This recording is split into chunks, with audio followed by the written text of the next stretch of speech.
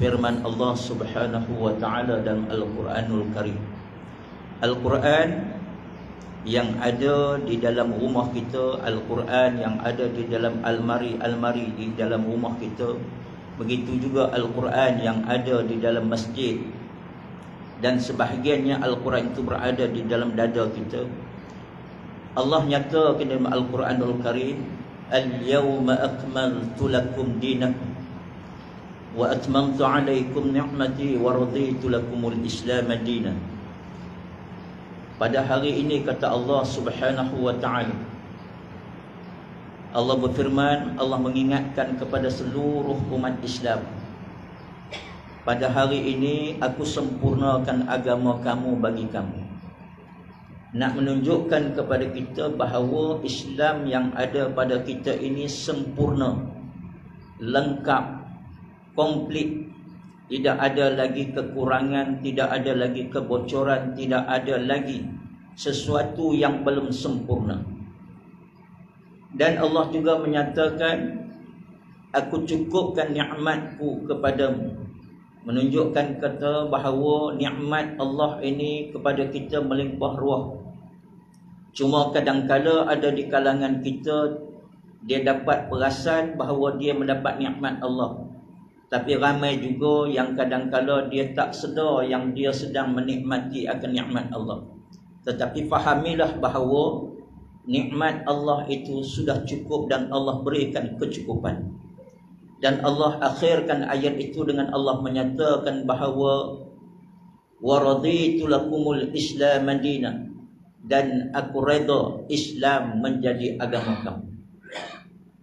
Jadi dalam pertemuan kita pada tengah hari ini, apa yang nak dikongsikan bersama-sama dengan tuan-tuan, dengan bapa-bapa, tuan-tuan guru, tuan-tuan haji pada tengah hari Sayyidul Ayyam ini, kita nak sebutkan bahawa salah satu daripadanya Islam mengingatkan kita bagaimanakah kaedah, bagaimanakah cara, ataupun dalam bahasa moden hari ini, kalau kita tak guna, dia kata kita ketinggalan zaman. Hari ini orang kata metodologi, kaedah, bagaimana kaedah Islam telah mengajar kaedah bagaimana nak pulang ke kampung. Saya ambilkan tajuk ini untuk kita bincangkan bersama, bukanlah bermaksud kerana kita ni baru balik daripada kampung setelah mana menyambut Aidilfitri baru ini. Malah ada juga di kalangan kita yang kadang-kadang tak balik kampung pun, ya, tak sempat nak balik kampung, ataupun memang dia tak balik ke kampung sebab dia merasakan dia duduk di situ pun sudah macam kampung dia. Tapi nak bagi tahu bahawa bagaimana kalau kita boleh buat imbasan kembali sedikit. Apabila kita nak balik kampung, sudah pastilah kita memerlukan kenderaan. Dan kenderaan ini bergantung kepada masing-masing kemampuannya. Ada orang yang mampu dan berminat dengan kereta-kereta mewah, maka dia carilah kereta yang selesa untuk dia. Ada yang berminat dengan Alphard, Velfire, BMW, kereta-kereta yang besar. Ada orang yang dia cuma mampu pakai kereta kesederhanaan yang dia mampu. Pakailah dia Toyota lah, kereta-kereta yang juga selesa. Ada juga yang tak mampu, dia cuma pakai kenderaan yang cuma sekadar mungkin kancil ataupun yang seangkatan dengannya, tetapi tetap selesa pada diri dia. Malah ada yang pulang ke kampung dengan menaiki motosikal, dan ada juga yang memilih jalan terbaik bagi diri dia di atas kemampuannya, dia menaiki kenderaan iaitu kenderaan awam. Semua kenderaan-kenderaan ini, apa yang saya nak maksudkan di sini, dia adalah merupakan semua benda baharu. Benda baharu, benda yang kita guna pakai untuk menyampaikan kita ke tempat hala tuju atau pematlamat yang kita nak pergi. Cuma dari sudut akidah, kerana saya dalam bidang akidah, dalam bab usuluddin, jadi kita banyak menekankan aspek-aspek akidah. Dalam bab usuluddin ataupun bab tauhid, kita kena faham bahawa benda baharu ini kita jangan berpegang kepadanya secara pegangan qat'i, pegangan tetap, kerana benda yang baru akan binasa. Yang kekal abadi hanyalah Allah Subhanahu wa ta'ala. Sebab itu kita lihat, ada orang bila mana dia nak balik kampung, walaupun kenderaannya baru, walaupun kenderaannya hebat, dia tetap juga buat checklist ataupun dia buatkan tugasan-tugasan penting untuk memastikan kenderaan dia tadi dapat berjalan dengan baik dan sampai ke matlamat yang dia dituju dengan sebaik mungkin tanpa ada terkandas di pertengahan jalan. Sama ada dia hantar kereta dia itu pergi ke bengkel untuk buat servis, cek minyak hitam, cek brek, tengok keselesaan aircon dan sebagainya, supaya penumpang-penumpang termasuk dirinya sebagai pemandu boleh memandu kenderaan itu dengan lancar tanpa ada sekatan demi sekatan yang boleh membantutkan perjalanan, akhirnya menimbulkan kegelisahan kepada dirinya selaku pemandu maupun penumpang yang berada di dalam. Biarpun kereta dia hebat, dia buat cek, dia pergi buat servis.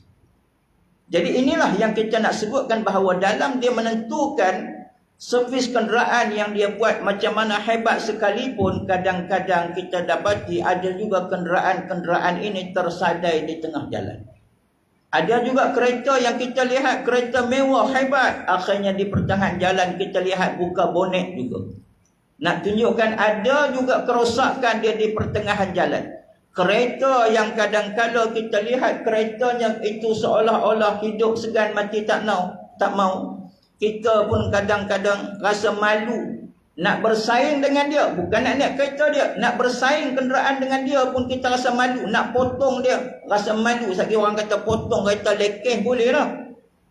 Tetapi kenderaan ini kadang-kadang boleh sampai ke destinasi. Kereta yang kita lihat dhaif, uzur, ini boleh sampai ke destinasi. Tetapi kenderaan mewah, kenderaan baru, kenderaan yang kita hebat kita lihat ini, akhirnya tersadai di pertengahan jalan. Apakah iktibar daripada yang kita lihat ini? Nak menunjukkan bahawa jangan sesekali kita bergantung kepada benda yang baharu. Kerana benda yang baharu ini tak ke mana, dia akan musnah. Sebab itulah kita kena bergantung kepada yang kekal abadi, yakni Allah Subhanahu wa ta'ala. Yang menentukan sampai ke destinasinya dengan selamat, Allah. Yang menentukan kenderaan tadi tersadai, tersekat di tengah jalan, Allah. Maka jangan lari daripada kita meletakkan niat kita mencari redha Allah Subhanahu wa ta'ala. Tetapi tuan-tuan yang saya kasihi pada tengah hari ini, bukan nak cerita tentang kenderaan, kereta mewah, kereta buruk. Kerana saya bukanlah mekanik. Tapi yang kita nak sebut di sini bahawasanya sedarlah bahawa dalam waktu ini sebenarnya diri kita ini, setiap manusia ini adalah pemandu di atas muka bumi Allah. Dia sedang memandu kenderaannya dalam mencari redha Allah Subhanahu wa ta'ala. Kalaulah baru ini kita buat persiapan dengan beg pakaian, dengan kenderaan yang kita servis untuk pulang ke kampung halaman berhari raya. Sedangkan hari raya kita di kampung itu, sama ada kita sedar atau tidak, dia adalah merupakan kampung yang sementara. Dia bukan kampung yang kekal abadi.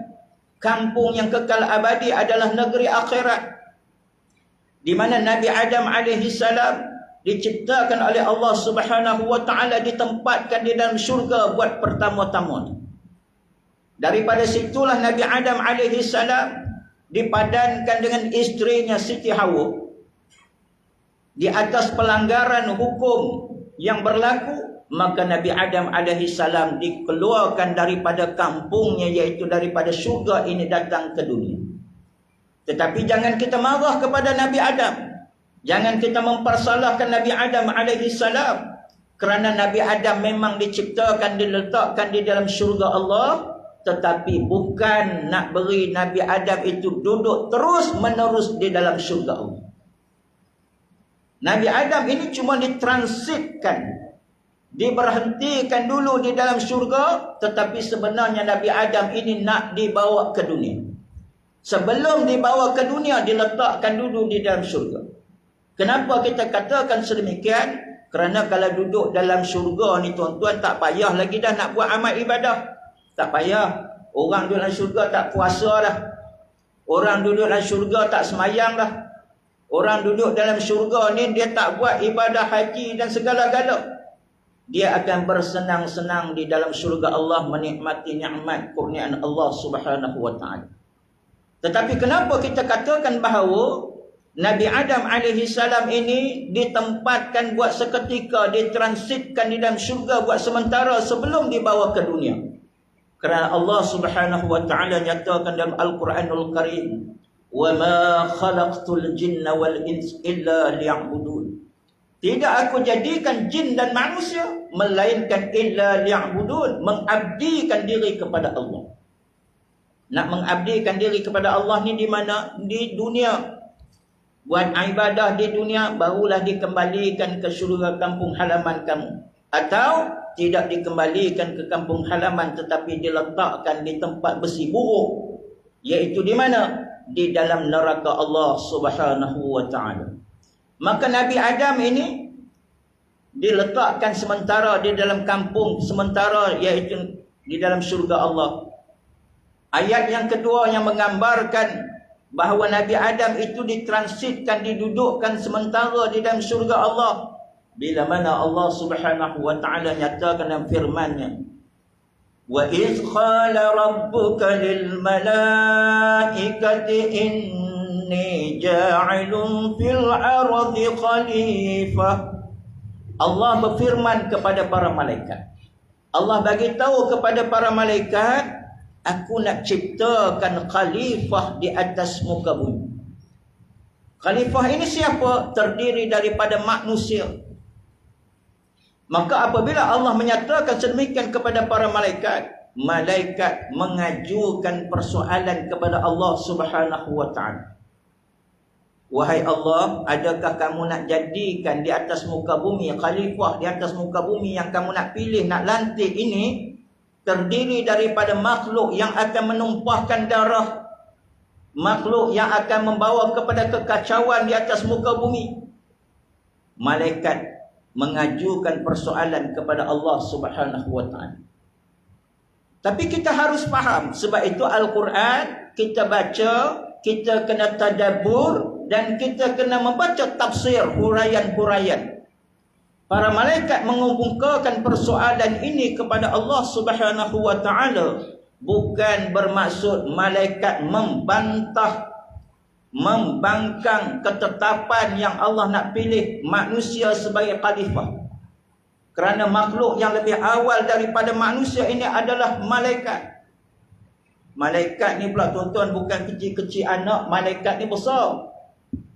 Kalau kita baca dalam Al-Quran, tuan-tuan tengok di dalam surah Al-Fatir ayat yang pertama, Allah cerita di sana malaikat ini ada yang bersayap 2, ada yang bersayap 3, ada yang bersayap 4. Itu yang Allah sebut di dalam surah Al-Fatir ayat pertama. Kalau kita lihat dalam hadis Nabi SAW di dalam Sahih Bukhari wal Muslim, disebut oleh baginda Nabi SAW, malaikat Jibril alaihi salam. Malaikat Jibril ni dia ada 600 sayap. Yang disebut dalam Quran tu 2, 3, 4 tu malaikat lain. Tetapi malaikat Jibril alaihi salam ini dia ada 600 sayap. 300 sebelah kiri, 300 sebelah kanan. Sebab itulah dalam satu ketika mana Nabi SAW berkesempatan melihat wajah sebenar Jibril alaihi salam, lalu Nabi Muhammad SAW ini kagum melihat bagaimana kebesaran Allah SWT menciptakan Nabi Adam, menciptakan Jibril yang sebegitu hebat, 600 sayap. Lalu kata Nabi, aku kagum dengan kamu wahai Jibril, penciptaan kamu ni aku kagum. Apa kata Jibril AS? Wahai Muhammad, kamu jangan kagum tengok aku ni. Aku ni tak besar. Tak besar. Macam mana tak besar? Kata Nabi Muhammad SAW. Apabila satu saja sayap daripada Jibril AS itu dibuka, satu daripada 600 yang ada, tertutup langit dan bumi. Baru satu sayap tuan-tuan. Besarnya Jibril alaihissalam. Nabi kata aku kagum. Tapi apa kata baginda Nabi? Apa kata Jibril alaihissalam? Wahai Muhammad, kamu jangan kagum dengan aku. Aku ni tak besar. Ada lagi yang lebih besar daripada aku. Ada lagi. Ya, malaikat Israfil. Malaikat Israfil ni buat apa tuan-tuan? Tiup sangkakala. Malaikat Israfil ini dia ada 1,200 sayap. 600 sebelah kiri, 600 sebelah kanan. Besarnya malaikat. Lalu kata Nabi, oh kalau macam tu hebat malaikat Israfil ni. Tak, kata malaikat Jibril, ada lagi yang lebih besar. Siapa? Iaitu malaikat yang memegang arasy Allah Subhanahu wa taala. Malaikat hamalat disebut dalam surah Al-Haqqah ayat 17.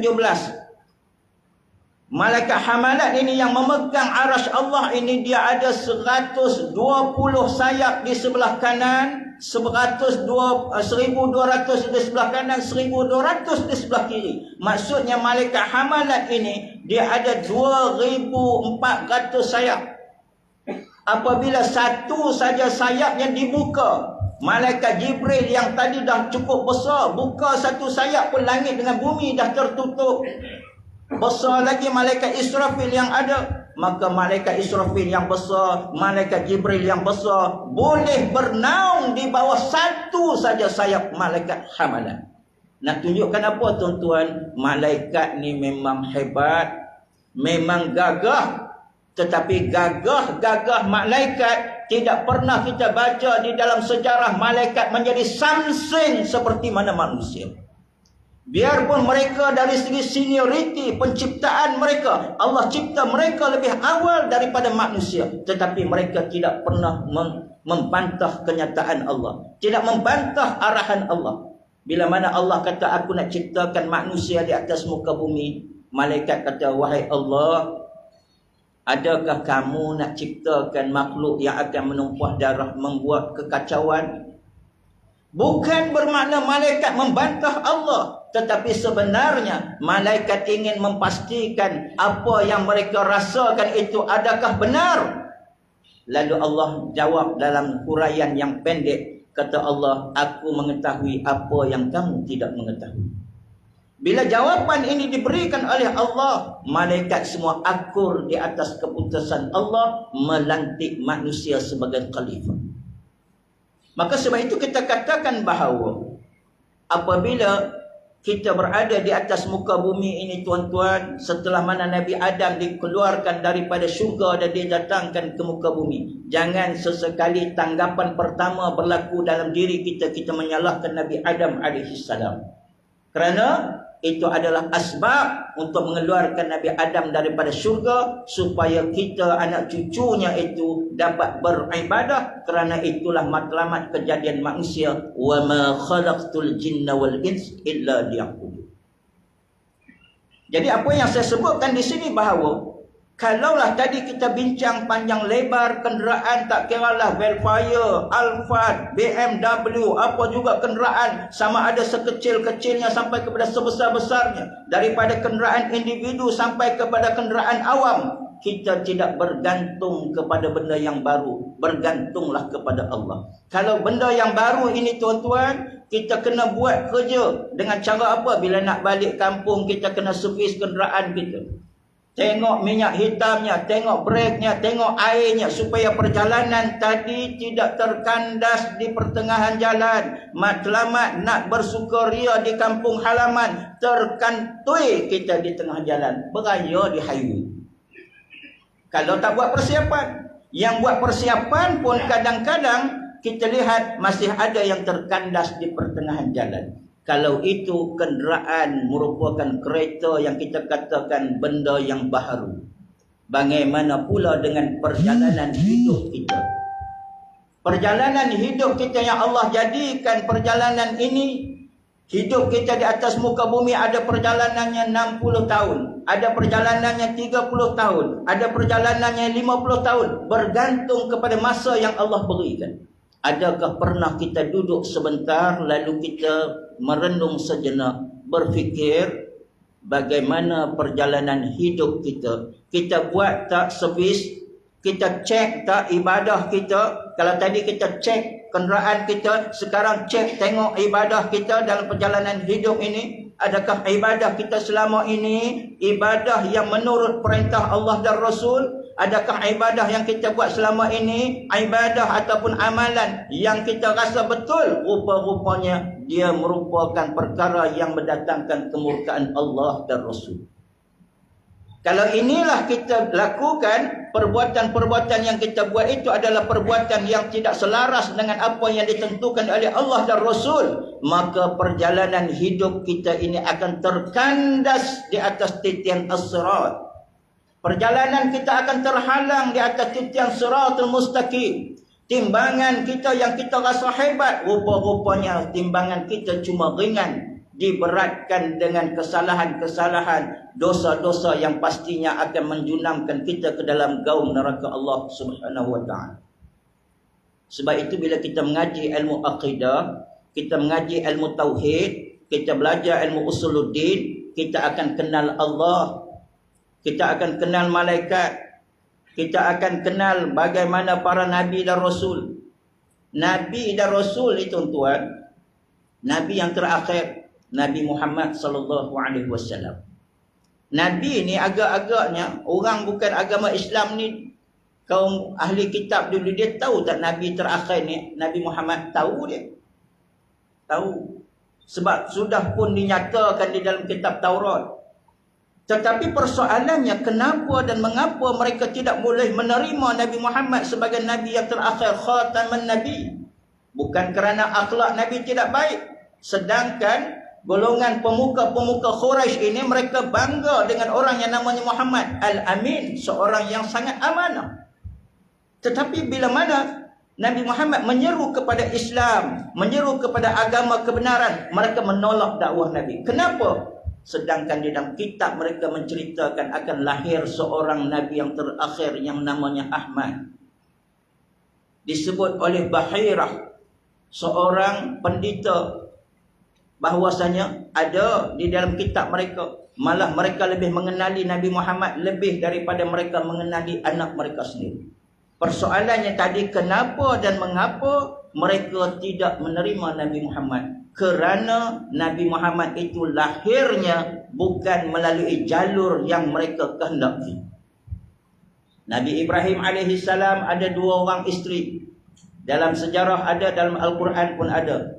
Tuan-tuan lihat dalam surah Hud ayat 69 hingga ayat 73. Datangnya malaikat rumah Nabi Allah Ibrahim bagi tahu kepada Nabi Allah Ibrahim, wahai Ibrahim, bergembiralah kamu, ada berita gembira. Berita apa? Isteri kamu akan hamil dan akan melahirkan seorang anak.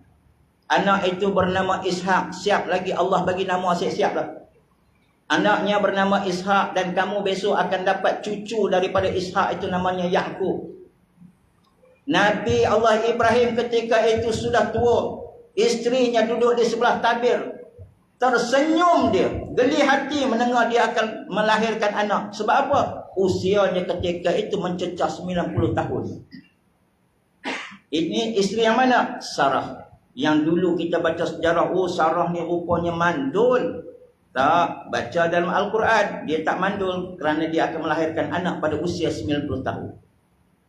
Isterinya yang pertama, isteri yang muda, isteri Nabi Allah Ibrahim, iaitu Siti Hajar. Dia melahirkan anak, dapat nama Ismail anaknya itu. Cerita ni yang selalu kita dengar, Nabi Allah Ibrahim bawa Siti Hajar. Tak lama lagi kita dengar ni kurban nak sampai dah. Dia bawa lah Siti Hajar dengan Nabi Allah Ismail tinggal di tengah-tengah padang pasir. Tak ada pokok-pokok, tak ada rumah macam hari ni, tinggal di sana. Ini Siti Hajar dengan anaknya Ismail. Isteri dia yang kedua, yang pertama tadi mendapat anak, iaitu Siti Sarah. Jadi 2 orang anak Nabi Ibrahim ada. Satu Nabi Allah Ismail, satu lagi Nabi Allah Ishak. Melalui jalur Nabi Allah Ishak turunnya cucu yang bernama Yaqub. Daripada Nabi Allah Yaqub ni lah tuan-tuan, kalau kita baca lihat dia punya silsilahnya itu, ramai keturunan Nabi-Nabi lahir di sana. Inilah keturunan yang dipanggil sebagai keturunan Bani Israel. Manakala di sebelah jalur Nabi Allah Ismail alaihi salam, tak ramai sangat Nabi di sana. Dan mereka orang-orang Yahudi ini, mereka harapkan bila ramai Nabi-Nabi di belah Nabi Ishak, Nabi Yakub ni, mereka harapkan yang terakhir sekali Nabi Muhammad lahir daripada kumpulan mereka. Rupa-rupanya Allah yang menentukan segala-gala, bukan manusia. Maka Allah lahirkan Nabi Muhammad sallallahu alaihi wasallam itu melalui jalur salasilah Nabi Allah Ismail. Atas sebab lahir bukan daripada kelompok mereka, bukan daripada kumpulan mereka, akhirnya mereka menolak kebenaran yang dibawa oleh Nabi Muhammad sallallahu alaihi wasallam. Inilah perangai, inilah tradisi yang dialami, yang dilaksanakan, yang diwarisi oleh golongan-golongan jahiliah dahulu. Bila datang bukan kumpulan mereka, kelompok mereka, kau buat baik macam mana pun aku tak terima, ni bukan geng aku. Hari ini perangai ini masih wujud sampai hari ini. Kita tidak bercakap tentang Singapura yang tidak menerima kehadiran Ustaz Abdul Samad. Kita tidak bercakap tentang negara-negara lain, kita cakap tentang negara Malaysia. Negara Malaysia pun kadang-kadang apabila kebaikan itu dilakukan oleh bukan daripada kumpulan dia, bukan daripada ideologi politik dia, maka dia tolak kebenaran itu, walhal itu adalah kebenaran. Ini perangai siapa? Perangai Yahudi, perangai orang jahiliah di zaman dulu. Itu sebabnya kita kena belajar ilmu akidah ini supaya faham. Jangan sampai kita melakukan perbuatan-perbuatan yang tak sepatutnya dilakukan. Walhal Nabi mengajar kita umat Islam, khulil haq walau kana murran. Berkata benar walaupun pahit. Ballighu anni walau ayat, sampaikan daripada aku walaupun satu ayat. Soal mereka mau terima atau tidak, itu pedulikan, kerana itu urusan Allah yang memberi hidayah. Kita manusia cuma sekadar orang katakan menyampaikan sahaja. Maka sebab itu saya katakan tuan-tuan, perjalanan kita, kalaulah kita balik kampung, kita boleh buat servis kenderaan kita. Kenapa kita tidak buat servis perjalanan hidup kita setiap hari, setiap bulan dan setiap tahun? Kerana kematian tidak menjanjikan kita pada umur berapa. Kita merasakan, oh mungkin kita ni macam ni punya gaya, boleh hidup 60 tahun. Rupanya 51 dah mati dah. Jadi kita tak tahu, maka buatlah persiapan supaya perjalanan kita menjadi perjalanan yang diredai oleh Allah Subhanahu wa taala. Apabila kita ada ilmu tauhid, kita faham tentang benda-benda yang gaib. Bila kita baca Al-Quran, Alif Lam Mim, Zalikal kitabu la raiba fi hudan lil muttaqin. Zalikal kitab. Kitab ni kitab. Kitab apa? Al-Quran. Zalikal kitab la raiba fi. Kitab Al-Quran ini kata Allah, la raiba fi, tidak ada keraguan. Lepas pada ayat itu, alladzina yu'minuna bil ghaib. Orang Islam, orang beriman, dia kena beriman juga benda-benda yang gaib, benda tak nampak. Allah siapa yang nampak? Malaikat siapa yang nampak? Malaikat di zaman Nabi.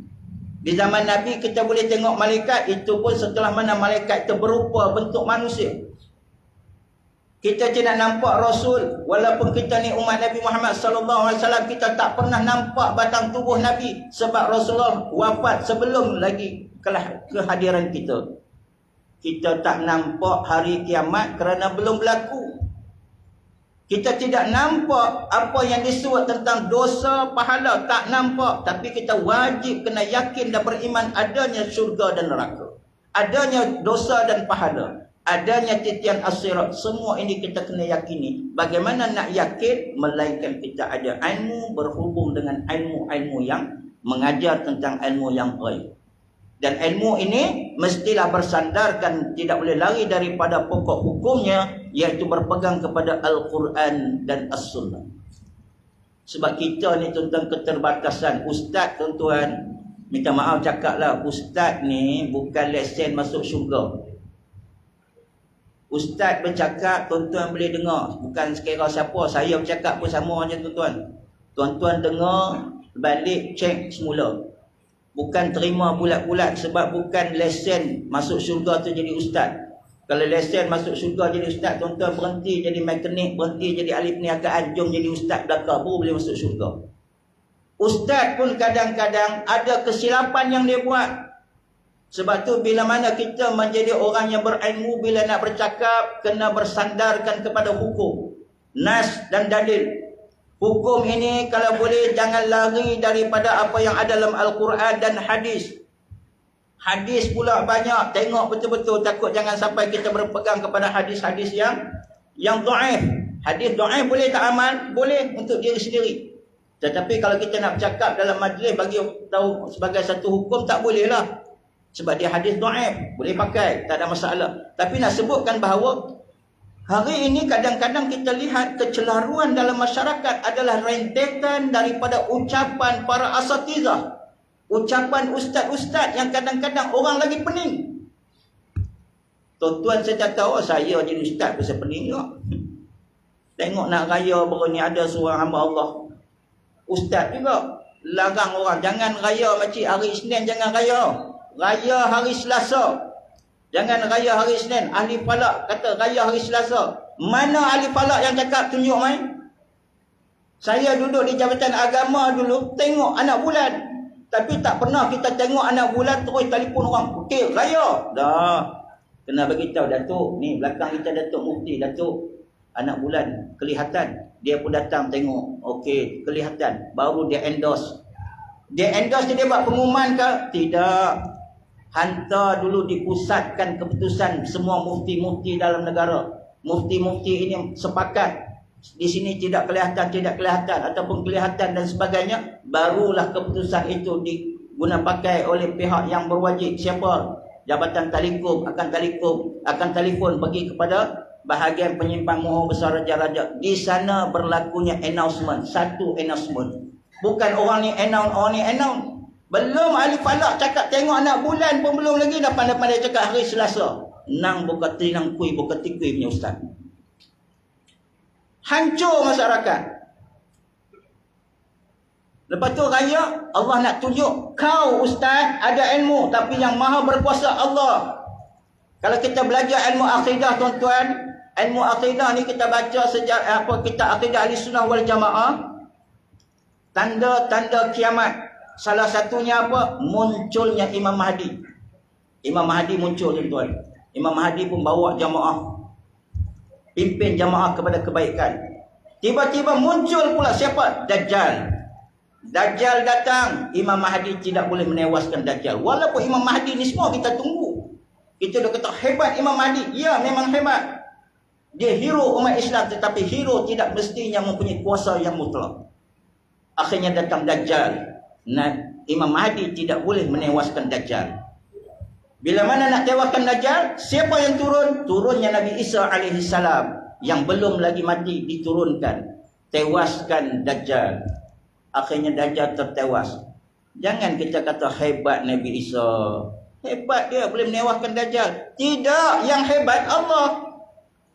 Bila mana Dajjal sudah kecundang, ketika itu terpimpinlah dunia di bawah pimpinan Nabi Isa AS. Datang pula lagi penyakit baru, Ya'jud wal Ma'jud. Bolehkah Nabi Isa menewaskan Ya'jud wal Ma'jud? Tidak. Allah nak mengajar. Walaupun kamu mungkin kata Nabi Isa hebat, tapi tak. Kuasa dia aku yang beri. Dia tidak boleh menewaskan Ya'jud wal Ma'jud. Aku suruh Nabi Isa bawa umat Islam naik ke tempat yang tinggi. Aku mendatangkan kuasaku menewaskan Ya'jud wal Ma'jud. Nak tunjukkan bahawa, wahai ustaz, engkau ilmu engkau sama tak dengan Imam Mahdi tak? Engkau samakan ilmu engkau yang ada hari ini dengan Nabi Isa AS? Tidak. Jangan melebihi. Ada had dan batas yang perlu kita pegang. Hidup bernegara ada perkara yang perlu pegang kepada hukum. Tuan-tuan tangkap orang curi duit tabung surau, tabung masjid. Tu bila tangkap main serah. Ustaz tu dia curi duit tabung masjid, semua orang tengok. Tuan-tuan ingat saya ustaz boleh ambil pisau potong tangan ke? Walaupun hukum mencuri itu potong tangan, tak boleh. Kerana hukum memotong tangan jatuh kepada pemerintah. Pemerintah yang boleh jatuhkan.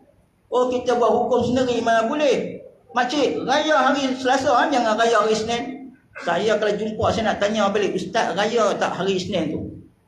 Kalau Ustaz kata raya, bermaksud kata Ustaz mengajak orang buat benda yang Ustaz tak buat. Allah sebut dalam Al-Quran, kabura maqtan 'indallahi an taqulu ma la taf'alun. Dalam surah As-Saff ayat 3. Amat besar azab siksa siapa yang bercakap tapi dia tak buat. Suruh orang raya hari Selasa, dia raya hari Isnin. Kalau dia kata, tak, saya pun tak raya hari Isnin tu, saya puasa. Inilah seorang ustaz yang buat kerja haram. Hari raya Allah suruh puasa, suruh berhari raya, dia haramkan puasa, ustaz puasa. Ustaz apa macam ni? Sebab tu dalam kita bercakap, tuan-tuan, jangan melebihi batasan. Ada hukum yang perlu kita pegang dan ada hukum yang melibatkan masyarakat dan bernegara juga kita kena akur. Jangan sampai kita menyalahi. Jadi balik kepada apa kita bincang, perjalanan Islam telah ajar kepada kita bahawa dalam perjalanan kita nak pulang kampung kita di Kedah, di Perlis, Terengganu, Johor Bahru, itu kampung sementara. Tetapi kampung yang kekal abadi adalah yaumul akhirah. Maka kalau di dunia kita boleh buat servis kenderaan untuk pastikan perjalanan kita tidak tersadai di pertengahan jalan, tolonglah kita buat setiap waktu, setiap hari, setiap bulan dan setiap tahun untuk kita cek balik perjalanan kenderaan kehidupan kita ini menepati atau tidak kepiawaian yang dikenakan oleh Allah dan Rasul. Takut nanti terkandas di pertengahan jalan, tersangkut di atas titian as-sirat. Maka sebab itulah tuan-tuan, Allah mengajar segala-galanya. Bagaimana Allah mengajar segala-galanya? Kalau kita lihat di dalam Al-Quran, kita lihat dalam hadis Nabi. Sebab itu bila kita sebut Islam ni tuan-tuan, Islam saya dah sebut banyak kali juga bahawa Islam ni dia ada 3 elemen penting. Yang pertama yang ada dalam Islam ni tuan-tuan, iaitu akidah. Akidah adalah Islam. Sebab itu Nabi sebut dalam hadis dia, siapa yang ada dalam dirinya iman biarpun sebesar zarah kecil, tetapi tetap dia beriman Allah itu adalah Tuhan yang selayaknya disembah, walaupun dia ni kaki botol minum arak, walaupun dia ni penzina, walaupun dia ni kaki judi, tetapi bila tanya siapa Tuhanmu, Allahu Rabbi. Habis yang kau berjudi ni kenapa? Tak bolehlah perangai dah macam ni, tabiat kali nak tinggal. Tapi tanya siapa Tuhan? Allah. Orang begini, kata baginda Nabi SAW, dia tetap berpeluang berada di dalam syurga Allah. Walaupun jangan dengar kat tu je. Tak kira dengar tu dia balik, dia kata tak apa, minum arak pun boleh masuk syurga. Lingkup buat ajaran sesat pula baru. Siapa bawa? Ustaz Syukri. Dia boleh berpeluang masuk syurga, tetapi setelah mana dia dimasukkan ke dalam neraka, menerima azab lantaran daripada perbuatan maksiat yang dia buat. Selepas tu baru Allah keluarkan dia setelah masa yang ditentukan. Tapi tetap berpeluang masuk syurga selagi ada iman. Yang kedua yang ada dalam Islam itu apa? Yang ada dalam Islam itu adalah ibadah. Jadi kalau mengaku orang Islam, kena buat ibadah lah. Puasa kena puasa, solat jangan tinggal. Ini puasa 30 hari cantik kacang cap tangan. Tapi bila berkumandang takbir hari raya, Allahu Akbar, Allahu Akbar, Allah, subuh tak semayang dah. 30 hari puasa hebat, tarawih tak tinggal. Tapi bila takbir raya saja, oh dah raya ni hari, jadi semayang tak perlu. Salah. Dia kena solat, ibadah sebab ada dalam Islam, puasanya kena buat. Tapi setidak-tidaknya tuan-tuan dalam ibadah ini, apa yang disebut oleh Nabi SAW, yang disebut oleh, ini kita akhirkan di sini tuan-tuan, jangan panjang. Satu lah. Nak sebutkan di sini satu yang pernah disebut oleh seorang ulama daripada Mesir. Terkenal lah kalau nama ulama ni tuan-tuan, kalau tanya ulama-ulama ni, sebut Syekh Muhammad Mutawalli Sya'rawi ni terkenal tuan-tuan. Apa kata Syekh Muhammad Mutawalli Sya'rawi ni? Dia sebut, dia kata Islam ada 5 rukun. Dia ada 5 rukun Islam. Pertama tu mengucap 2 kalimah syahadah. Ni semua kita tahu dah, peringkat tadika kita dah mengaji dah. Mengucap 2 kalimah syahadah, solat 5 waktu, berpuasa pada bulan Ramadan, mengeluarkan zakat, yang kelimanya menunaikan ibadah haji di Baitullah, bukan di Batu Kir, di Baitullah. Kata Syekh Muhammad Mutawalli, apa dia kata? Itu rukun Islam. Paling tidak pun kalau kamu tak, orang katakan tak faham macam mana pun, kena ingat rukun Islam ada 5, tetapi rukun Muslim ada 2. Rukun Muslim tu 2 dia kata. Sebab apa dia kata 2? Kerana yang 5 ini ada masa dia boleh digugurkan. Pertama kita tengok daripada bawah. Rukun Islam itu apa? Mengerjakan ibadah haji di Baitullah. Rukun ini boleh gugur daripada diri orang Islam. Kalau orang Islam itu dia tidak mempunyai kemampuan. Tak mampu sebab apa? Dia sakit kelakar nak pergi buat haji macam mana? Nak pergi haji, berperang, dalam perjalanan tu peperangan saja. Jadi kita tak boleh pergi, tak ada kemampuan. Dalam nak pergi haji kena ada duit, bukan pergi free. Oh, nak pergi haji main kutip tabung tepi jalan, mana boleh, duit kau sendirilah. Bukan marah bagi tahu. Kena ada kemampuan. Kalau tak ada kemampuan, secara sendirinya rukun yang kelima itu gugur daripada diri orang Islam. Yang keempat, rukunnya apa? Iaitu rukunnya mengeluarkan zakat. Kalau dia sendiri pun fakir miskin, nak keluar zakat macam mana? Harta tak ada, yang ada basikal cabuk itulah. Itulah yang disebutkan oleh Sudirman.